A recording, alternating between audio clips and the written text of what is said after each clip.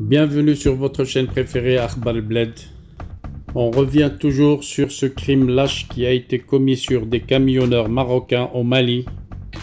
Le média marocain 360 est allé à la rencontre des familles d'un des deux camionneurs décédés dans une attaque armée hier, samedi 11 septembre, à Didiéni, à 300 km de Bamako, la capitale du Mali. À Aït Melloul, dans un quartier populaire d'Agadir, l'heure est à la tristesse et à la colère. Les familles des victimes, mais aussi leur entourage, expriment leur profonde indignation. Hassan Boujenhin, oncle du camionneur Hassan Basso, né en 1972 à Agadir, est un des deux conducteurs tués par balle et hors de lui. Il fait part de son sentiment de colère et exprime toute la tristesse des membres de sa famille lorsqu'ils ont appris la triste nouvelle. Hassan Basso a été victime d'une attaque par balle perpétrée par une bande de criminels et de mercenaires, a-t-il confié face à la caméra.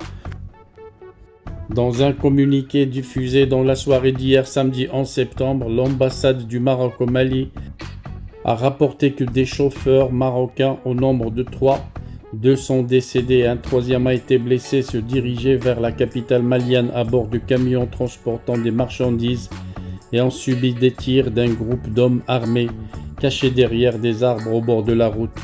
Selon des témoins, les assaillants étaient cagoulés, portaient des gilets pare-balles et disposaient d'appareils de communication. Après avoir commis leur crime, ils ont quitté les lieux sans voler le moindre objet aux victimes.